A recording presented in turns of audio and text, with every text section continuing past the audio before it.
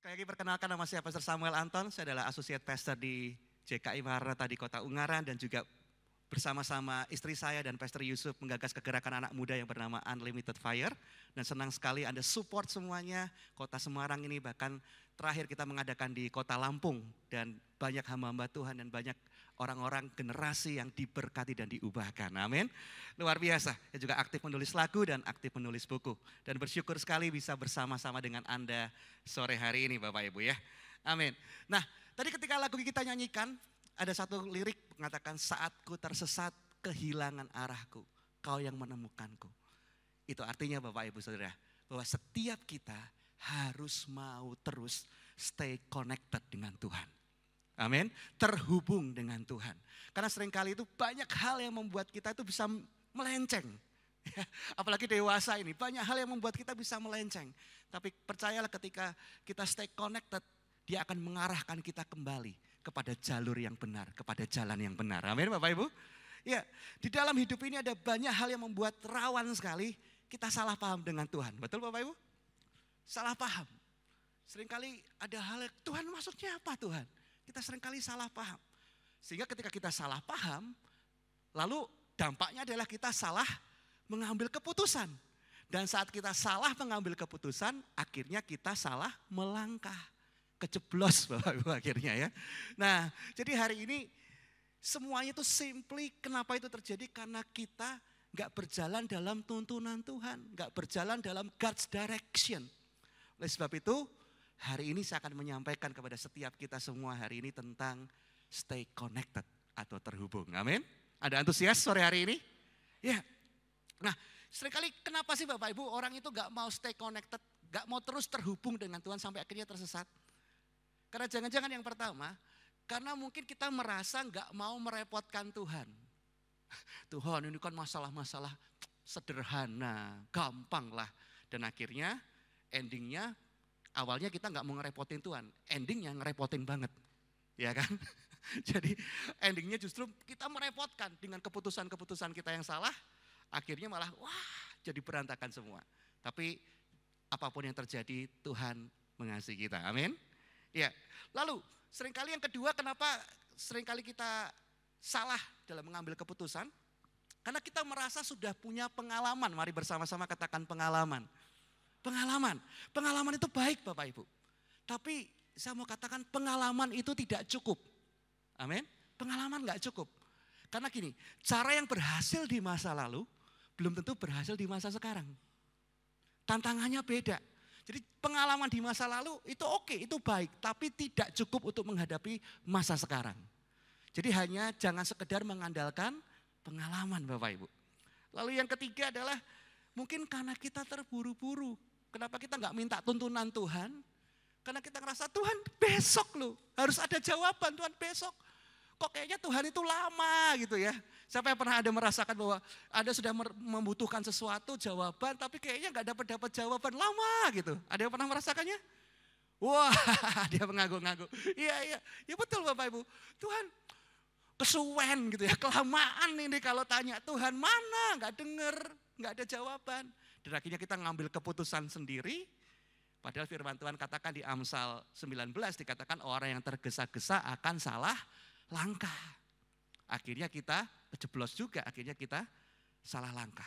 Oleh sebab itu hari ini mari Bapak Ibu, apapun yang sedang kita hadapi, pergumulan, tantangan, hal yang berat, kita mau harus terus stay connected untuk terus terhubung dengan Tuhan. Amin. Kenapa? Karena ini ada satu ayat yang powerful sekali. Di Yakobus 1 ayat yang kelima, terjemahan firman Allah yang hidup, saya akan bacakan Bapak Ibu. Ini sangat encourage, sangat menguatkan saya. Firman Tuhan katakan seperti ini. Jika saudara ingin mengetahui apa yang dikehendaki Allah dari saudara, tanyakanlah kepadanya. Amin. Maka ia akan memberitahukannya kepada saudara. Ia selalu bersedia memberikan kebijaksanaan dengan limpahnya kepada semua orang yang memohonkannya. Ia tidak akan merasa kesal karenanya. Nah itu yang membedakan kita dengan Tuhan Bapak Ibu. Kalau Anda tanya sama saya sekali, saya jawab. Anda tanya 2 kali, saya jawab. Anda tanya 3 kali, jawaban saya udah gak enak. Betul? Ini orang ngerti gak sih? Gitu. Sudah saya kasih, udah ketiga kalinya loh. Saya bisa kesal. Saya bisa jengkel, tanya keempat kali saya tinggal Bapak Ibu. Tanya Pastor Fauzi aja lebih sabar gitu ya. Tapi firman Tuhan katakan seperti ini. Ia tidak akan merasa kesal karenanya. Amin. Jadi jangan takut.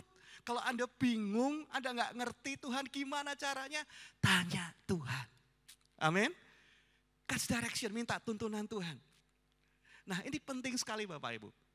Karena seringkali dalam hidup ini kita salah langkah tadi karena kita nggak stay connected, kita nggak terhubung, kita nggak tanya dan nggak minta tuntunan Tuhan. Nah kalau mau lebih dalam lagi Bapak bisa dikasih Tuhan. Bapak Ibu di dalam kehidupan ini Anda pasti ketemu dengan berbagai jenis orang, betul? Ya, ada yang orangnya supel, ada orangnya baik, ada yang orangnya pendiam, ada yang orangnya cerewet gitu kan. Ada yang orangnya diem sekali ngomong langsung nusuk ya kan. Ini kamu lebih baik diem aja deh sekali ngomong langsung nusuk ke hati gitu. Kita ketemu dengan berbagai macam jenis orang. Nah tapi di dalam hidup ini kita juga akan ketemu dengan orang-orang yang dinamakan jenisnya ini red flag. Seberapa banyak Anda pernah mendengar red flag? Red flag itu artinya tanda bahaya, sebuah peringatan. Hati-hati loh kalau dekat sama dia. Pernah? Pernah? Ya, hati-hati. Itu tanda bahaya, itu hubungan yang perlu diwaspadai. Kalau kita bangun hubungan dengan orang lain, bangun relationship dengan orang lain, seringkali ada red flag. Kalau dekat sama dia, hati-hati loh. Itu namanya red flag. Nah, ada banyak sih Bapak Ibu jenis-jenis red flag, tapi ada 3 hal tertinggi. Kita ini red flag, maksudnya kita ini harus hati-hati kalau dekat sama seseorang gitu ya. Ini tandanya yang pertama Bapak Ibu. Tanda yang pertama adalah, ciri red flag ini adalah orang ini akan mencari dan menghubungi kita kalau kita sedang ada perlunya atau butuhnya saja. Pernah ketemu yang model-model seperti itu? Kok senyum-senyum. Nah yang model seperti ini Bapak Ibu gak pernah nanya kabar kita, betul? Gak pernah nanya kabar kita, gak pernah kasih kabar. Kalau kita WA gak pernah dibales, mentok di read aja gitu ya. Kebaca sih tapi gak ada balesannya gitu. Nah lalu kalau kita lagi ulang tahun gak nyelamatin. Kita ulang tahun pernikahan mungkin yang sudah menikah gak diselamatin. Kita ada acara-acara spesial gak diselamatin. Kita lagi ngalamin apa gak dibesukin. Pokoknya kayak putus hubungan gitu. Lost contact yang model-model seperti ini. Tapi tiba-tiba satu titik gak ada angin, gak ada hujan. Dia menghubungi kita. Dan biasanya ketika dia menghubungi kita, wah kan kita kaget ya. Wih dihubungi nih. Kita angkat telepon. Ternyata, pinjam 100 dong. Atau, tolong dong, pinjemin duit dong. Gitu ya. Minta tolong. Nah jenis-jenis yang seperti ini red flag Bapak Ibu ya. Waduh, ini orang kok kalau hubungin cuma kalau butuh aja. Ini orang hubungin kalau lagi perlu aja. Kalau nggak perlu, nggak ingat sama kita. Wah hati-hati yang sama seperti itu gitu ya Bapak Ibu ya. Itu yang jenis pertama. Capek ya kalau ketemu yang seperti ini. Nah, jenis yang kedua adalah orang ini selalu memikirkan dirinya sendiri. Selalu kalau membangun hubungan dengan kita, aku deket sama kamu tuh untungnya apa sih? Aku dapat apa? Apa benefitnya buat aku? Kan gak enak ya. Jadi deket sama aku tuh cuma ingin memanfaatkan kita gitu ya. Memanfaatkan saya gitu. Nah, fokusnya dari orang ini adalah aku. Pokoknya kita harus mikirin dia. Fokusnya me, myself, and I gitu ya. Nah kan capek Bapak Ibu ya kalau ketemu yang model seperti ini kan ampun ini orang kok egois. Terus yang dipikirin masalahnya dia, yang dipikirin pergumulannya dia aja gak mau mikirin orang lain. Selalu aku, tolong aku lihat aku. Selalu fokusnya ke aku. Nah jenis seperti ini juga kita kadang-kadang, wah ini perlu jangan deket-deket ini. Red flag ini ya, hati-hati. Itu yang kedua. Ada Bapak Ibu pernah mengalami yang seperti itu? Ada ya. Lalu jenis yang ketiga. Jenis yang ketiga adalah model yang seperti ini. Gak mau dengar masukan, gak mau dengar nasihat kita. Tapi kalau jatuh, minta tolongnya ke kita. Nah pernah ngalami yang seperti ini juga Bapak Ibu ya. Seringkali, gini loh, saya tuh udah pernah ngerasain seperti ini. Jadi ini loh kamu jangan lakuin ini, jangan lakuin ini. Bahaya. Kayaknya cuma masuk ke kuping kanan keluar ke kuping kiri gitu. Ya udah, didiem. Kamu ngerti gak sih? Tapi setelah itu melakukan hal yang kita larang dan akhirnya jatuh. Ketika jatuh, udah benar-benar babak belur datang ke kita. Tolong dong Pak, tolong pastor. Ya kan aku sudah bilang. Gimana? Yuk tolong, mau tolong enggak? Aduh, kalau model seperti ini ya ampun sudah dinasehati, enggak mau dengerin. Kita udah curahkan semua yang kita tanda bahaya kepada orang ini, tapi ternyata dia tetap melakukannya, jatuh lagi. Minta tolong kita lagi, itu selesaiin masalahnya. Wah ini bahaya. Nah Bapak Ibu, itulah adalah jenis-jenis red flag dalam hidup kita. Nah, tapi yang saya sampaikan ini ada plot twistnya. Anda tahu plot twist? Plot twist itu artinya gini loh. Kalau di sebuah film Bapak Ibu ya, di sebuah film, plot twist itu sesuatu yang kita nggak duga, tiba-tiba loh plot twistnya ini. Nggak kita sangka ternyata itu. Nah hari ini saya mau nyampein plot twistnya Bapak Ibu. Plot twistnya adalah saya lagi nggak ngomongin orang lain. Saya lagi ngomongin bahwa ketiga jenis itu kadang-kadang kita lakukan kepada Tuhan. Wow. Karena Anda tadi berpikir, oh saya tahu tuh, orang itu tuh, orang itu tuh, orang itu tuh. Tapi ternyata itu kita. Wow, kaget Bapak Ibu ya. Seringkali kita baru sadar, itu kita kepada Tuhan. Ya, kadang-kadang seringkali kita cari Tuhan kalau cuma butuh aja. Betul? Kadang kita cari Tuhan, tapi ternyata memikirkan diri kita sendiri. Tuhan tolong aku, bantu aku. Tuhan aku mau ini, berkati aku. Dan yang ketiga, kita nggak mau dengar tuntunan Tuhan. Tapi saat kita jatuh, kita minta tolong sama Tuhan. Itu plot twistnya Bapak Ibu ya. Kaget, kita pikir orang lain kan. Ternyata itu kita sama Tuhan. Nah, hari ini ketika kita sadar ini. Wah, saya mikir, aduh Tuhan. Ternyata itu aku. Tapi ada kabar baiknya Bapak Ibu. Seorang hamba Tuhan namanya Pastor Tim Keller pernah berkata seperti ini. Sadari bahwa kita itu tidak sebaik yang kita duga. Betul? Kan tadi kita mikirin orang lain ya. Oh itu orang lain itu, wah itu red flag tuh, aku gak mau deket-deket. Ternyata itu kita sama Tuhan. Jadi kita itu gak sebaik yang kita duga. Kita jauh lebih berdosa dari apa yang kita pikirkan. Yang kita kira.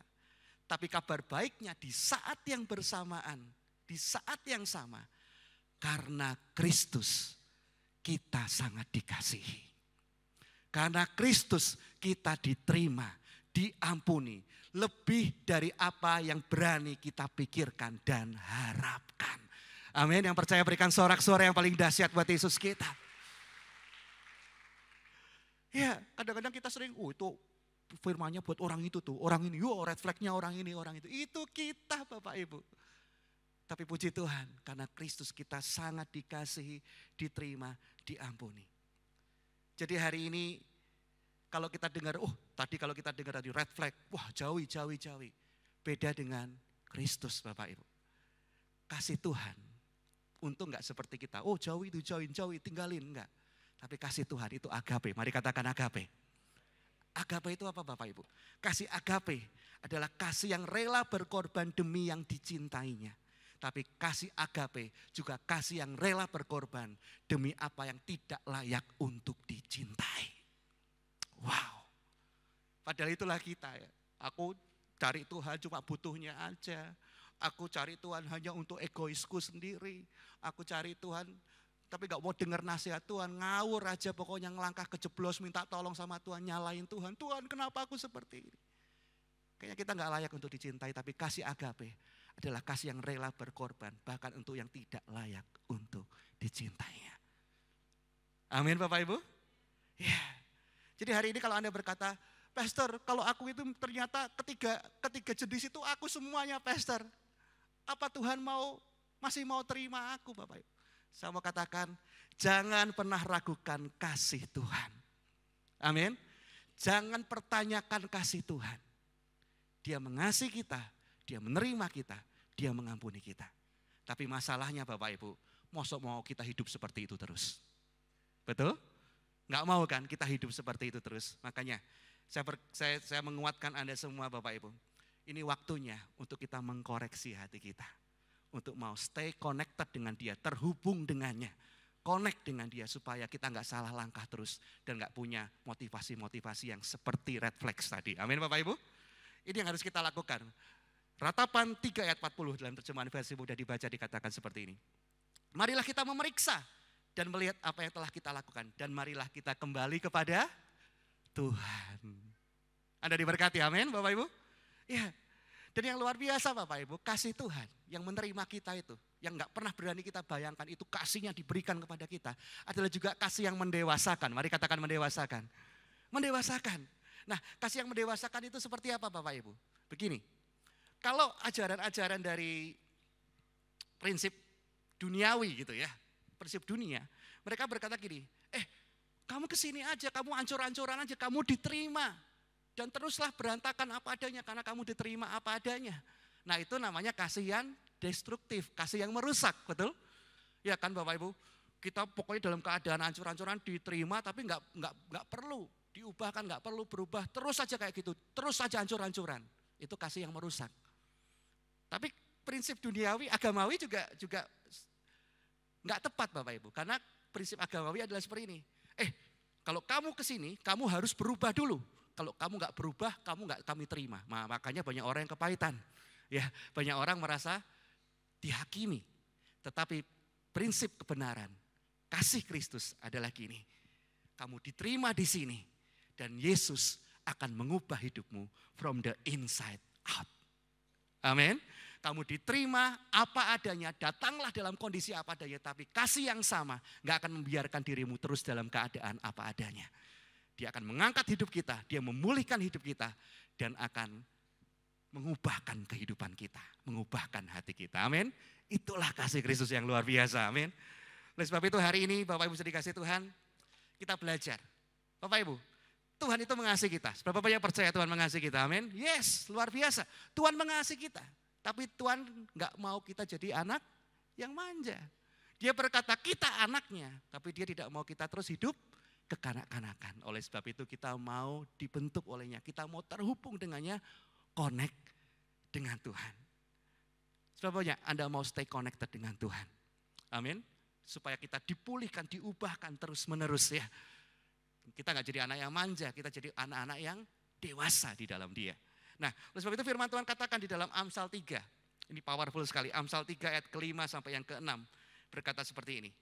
Percayalah kepada Tuhan dengan segenap hatimu dan janganlah bersandar pada pengertianmu sendiri. Supaya gak keceblos tadi Bapak Ibu. Supaya kita gak salah langkah tadi yang saya katakan. Ngawur aja pokoknya, ambil keputusan, jatuh sama pinjol, jatuh sama endingnya, wah aku mati aja, bunuh diri aja, gara-gara kita gak ngerti, merasa gak ada solusi, merasa sendiri Bapak Ibu. Nah ada banyak keputusan-keputusan seperti itu, makanya firman Tuhan katakan janganlah bersandar kepada pengertianmu sendiri. Dan ayat ke-6, akuilah dia di dalam segala lakumu, maka ia akan meluruskan jalanmu. Nah pertanyaannya, oke, Pastor, aku gak mau salah langkah lagi. Aku mau stay connected dengan Tuhan. Gimana caranya? Kabar baiknya Bapak Ibu, saya percaya biar apa yang disampaikan ini akan menjadi berkat untuk setiap kita. Amin. Ya, kita belajar dari seseorang. Saya percaya bahwa tokoh utama dalam hidupnya tentunya Tuhan. Tapi kita bisa belajar dari apa yang dia lakukannya kepada Tuhan ya. Tokoh itu namanya Daud. Mari bersama-sama katakan Daud. Daud. Nah, dalam study Bible saya, Alkitab edisi study dikatakan bahwa ternyata Bapak Ibu ada salah satu kekuatan Daud yang kita bisa belajar ya. Salah satu kekuatan Daud adalah yang terbesar ialah keyakinannya yang teguh bahwa pertolongan dan bimbingan Allah itu merupakan hal yang mutlak. Jadi kalau dia mau melangkah, dia melakukan sesuatu, melakukan apapun, dia terhubung dengan Tuhan, dia tanya sama Tuhan, dia minta pimpinan Tuhan. Amin.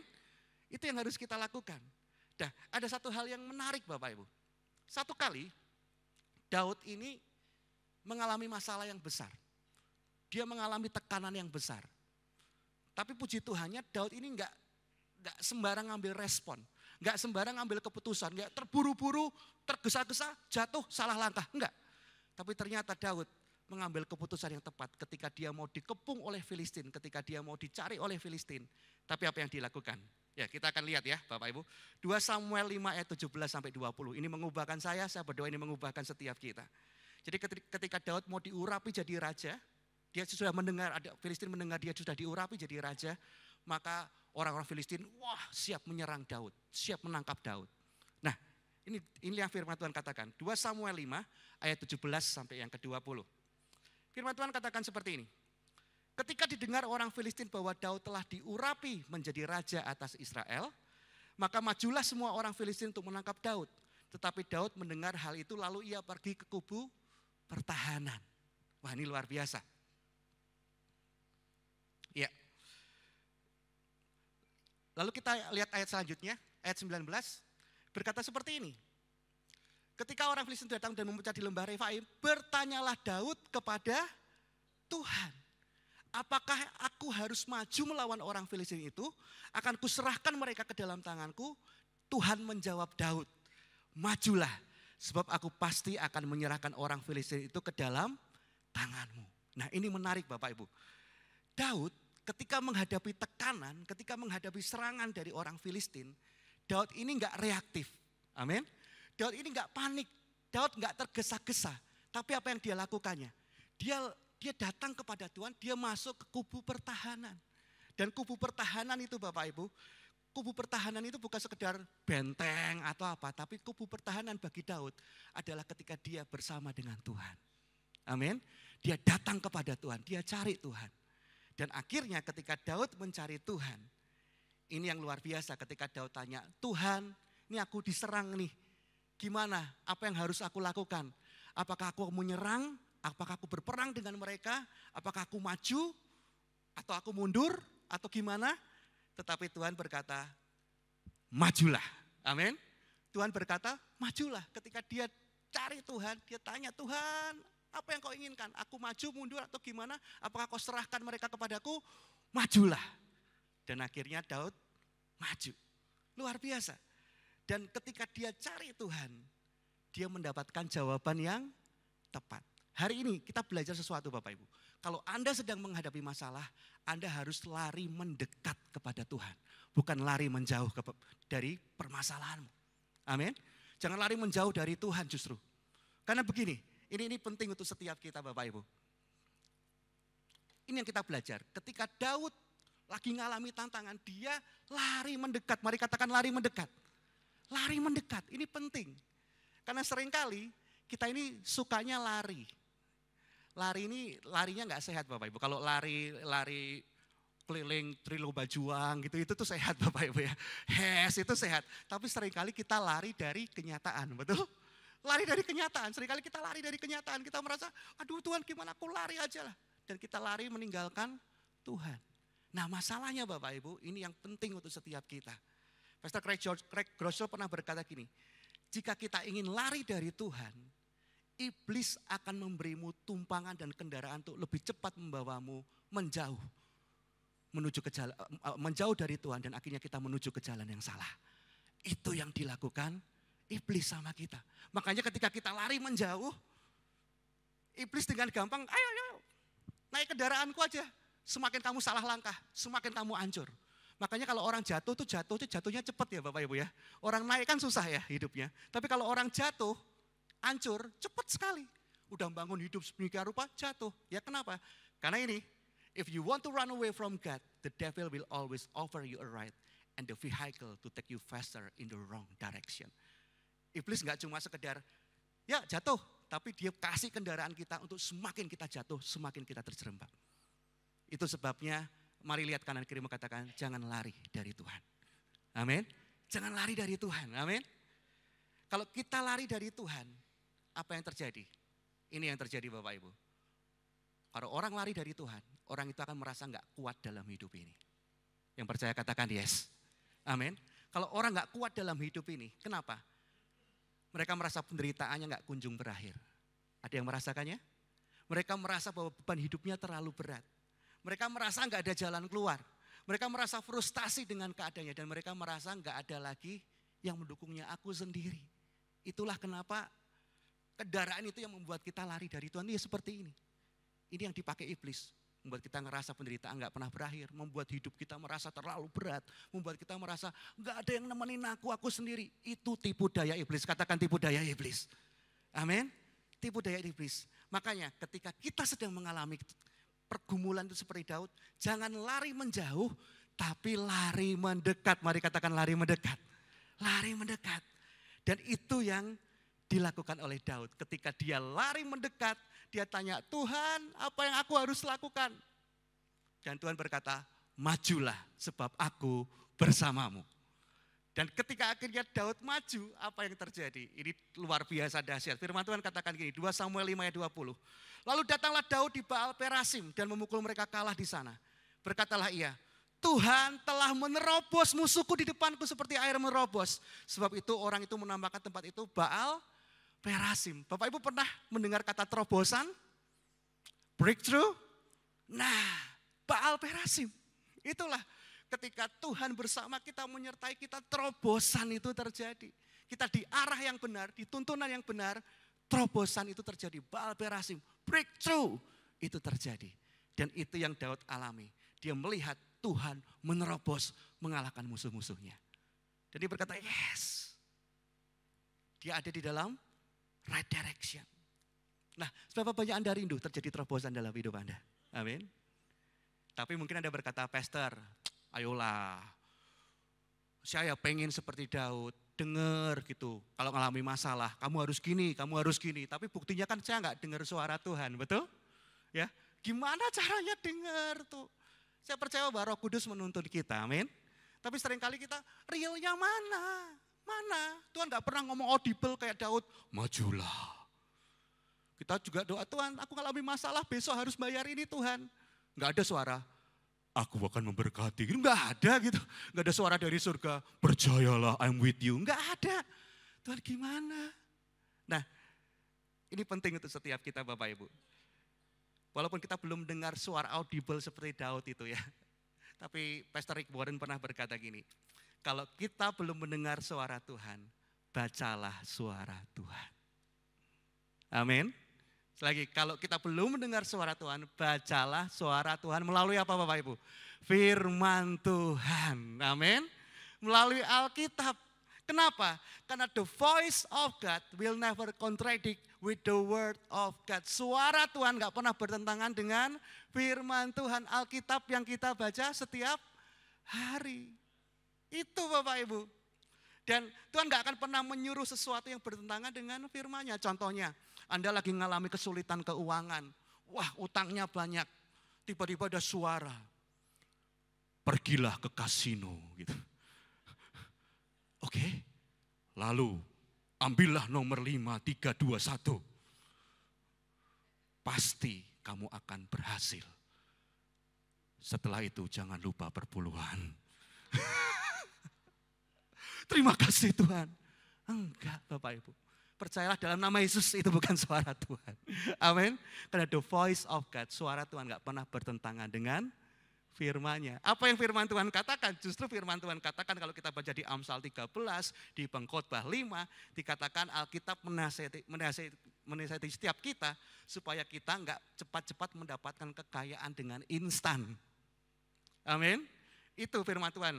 Kata kalau kamu cepat-cepat dapat kekayaan itu kamu akan jatuh. Itu yang firman Tuhan katakan. Itulah kebenaran. Amin. Nah, jadi jangan-jangan wah aku mau kesaksian ini tiba-tiba disuruh basang, disuruh judi, ternyata wah menang puji Tuhan. Itu bukan suara Tuhan Bapak Ibu, amin. Itu kepepet, itu ya aneh-aneh itu yang terjadi. Tapi sekali firman Tuhan, suara Tuhan gak pernah bertentangan dengan firman Tuhan. Justru kalau kita lagi ngalami masalah, seringkali kita baca firman Tuhan itu seperti bank ya Bapak Ibu, yang kita masuk, hati kita itu seperti bank yang kita masukkan terus firman. Dan setiap ketika mengalami pergumulan tiba-tiba firman itu keluar dari hati kita, amin. Ya, ketika kita lagi mengalami pergumulan tiba-tiba ada suara gini, kamu lagi capek ya, percayalah bahwa segala perkara dapat kutanggung di dalam Dia yang memberikan kekuatan kepadaku, amin. Nah itu firman Tuhan, amin, ada ya, ada. Filipi 4 ayat 13, iya itu firman Tuhan. Nah itulah Bapak Ibu, jadi pembedanya Anda mengerti ya Bapak Ibu ya, ya itu pembedanya. Enggak mungkin suara Tuhan bertentangan dengan firman-Nya. Jadi hari ini Anda berkata, aku enggak bisa seperti Daud Tuhan, gimana? don't worry. Kalau Anda belum dengar suaranya, baca suaranya. Amin. Dan suaranya itu yang menuntun kita untuk mengalami breakthrough di dalam kehidupan kita. Yaitu apa? Firman Tuhan. So far diberkati Bapak Ibu? Ya, karena firman Tuhan adalah iman itu timbul dari pendengaran, dan pendengaran akan apa? Firman Kristus. Wow.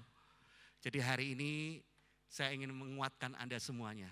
Sekali lagi, don't say God is silent. Ya, if your Bible close. Ya, jangan pernah berkata bahwa Alkitabmu itu, Tuhan gak pernah berbicara kalau Alkitabmu terus dalam keadaan tertutup. Tuhan gak pernah ngomong tuh, baca. Karena dia akan berbicara dalam hidup kita melalui kebenaran firman-Nya. Amin? Ya, itu yang dilakukan oleh Daud. Nah yang menarik Bapak Ibu, ternyata setelah Daud mengalami Baal Perasim, Daud mengalami breakthrough, apakah selesai di sana? Enggak selesai di sana. Akhirnya apa yang terjadi? Kita lihat, 2 Samuel 5 ayat 22, firman Tuhan katakan gini, ketika orang Filistin maju sekali lagi dan memencar di lembah Refaim. Nah yang menarik adalah ternyata ketika Daud setelah memperoleh kemenangan lawan orang Filistin, Filistinnya enggak mau nyerah. Dan Filistinnya coba serang Daud lagi. Nah ini menarik Bapak Ibu. Karena gini, artinya Daud mengalami ketemu masalah dengan masalah yang sama atau beda Bapak Ibu? Sama atau beda? Sama ya. Lawannya siapa? Filistin. Nah seringkali ketika kita sudah punya pengalaman, mari katakan pengalaman. Oh masalahnya ini aku udah pernah, caranya pasti gini, santai aja. Gagal. Nah hari ini kita belajar Bapak Ibu. Punya pengalaman itu baik dan bagus. Tapi jangan hanya mengandalkan pengalaman.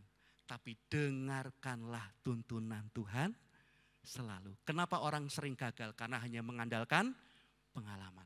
Daud pernah punya pengalaman mengalahkan orang Filistin. Menang enggak? Menang lagi gitu ya. Lalu ketemu masalah yang sama. Masalahnya siapa? Orang Filistin. Perang lagi. Dia punya pengalaman. Tapi apa yang dilakukan oleh Daud? Daud tetap terhubung, stay connected, tetap update gitu ya. Karena gini Bapak Ibu, kenapa penting untuk kita update? Bapak Ibu, saya ini kadang-kadang dipanggil pelayanan keluar kota.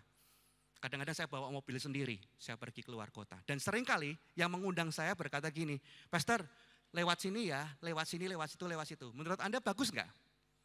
Bagus dong ya kan, panitianya kan sayang sama saya. Tapi Bapak Ibu, seringkali walaupun saya tahu diarahkan ke sini ke situ, waktu saya berangkat selalu tetap saya menghidupkan GPS. Betul? GPS, tujuannya apa? Supaya kita tahu kondisi terkini. Betul? Contohnya, memang arahnya itu benar, arahnya itu tepat. Tetapi jangan-jangan di kondisi itu ada kecelakaan di situ. Ada hambatan di situ. Sehingga kita dialihkan ke tempat lain. Oleh sebab itu, saya nggak cuma sekedar punya pengalaman pernah ke sana, tapi saya selalu real time. Sehingga saya tahu ada masalah apa saat itu. Saat ini. Demikian juga dengan Tuhan Bapak Ibu. Kalau Anda tidak terhubung hanya mengandalkan pengalaman, Anda akan kaget. Loh, dulu nggak macet, loh, dulu nggak ada kejadian-kejadian kecelakaan, kita nggak ngerti. Tapi ketika kita terhubung, kita tahu kita diarahkan selalu ke jalan yang tepat. Amin Bapak Ibu. Ya itu yang dilakukan oleh Daud. Dan ini yang luar biasa. Ternyata kita sadar bahwa ternyata jalan tercepat bukan berarti itu jalan yang terbaik untuk kita. Jalan yang termudah bukan berarti itu selalu baik buat kita. Tetapi kalau kita berjalan dalam tuntunan Tuhan, kita selalu ada di jalan yang terbaik dalam hidup kita. Amin. Itu penting. Kita perlu update. Dan itu yang dilakukan oleh Daud. Yang luar biasa adalah kita lihat ya beberapa ayat yang terakhir ini Bapak Ibu. 2 Samuel 5 ayat 23 sampai 24. Daud punya pengalaman. Daud punya pengalaman kemenangan, tapi dia nggak mau enjoy pengalaman itu, tapi dia tetap terhubung sama Tuhan, sehingga dia tanya sama Tuhan. Maka bertanyalah Daud kepada Tuhan dan ia menjawab. Dan ia menjawab apa Bapak Ibu? Apa yang Tuhan jawab? Maju. Loh kemarin kan tadi kan lawannya Filistin. Tuhan menjawab apa? Maju ya kan? Pasti jawabannya ya maju. Tapi ternyata kalau kita lihat baik-baik ayat ini, firman Tuhan katakan apa? Jangan maju. Beda enggak? Beda. Musuhnya sama, kondisinya sama, jawabannya beda. Untung Daud connected sama Tuhan. Walaupun dia punya pengalaman, dia tanya sama Tuhan. Dan Tuhan menjawab, janganlah maju. Tapi buatlah gerakan lingkaran sampai ke belakang mereka, sehingga engkau dapat menyerang mereka dari jurusan pohon-pohon kertau. Dikatakan, dan bila engkau mendengar bunyi derap langkah di puncak pohon-pohon kertau itu, maka engkaulah bertindak cepat.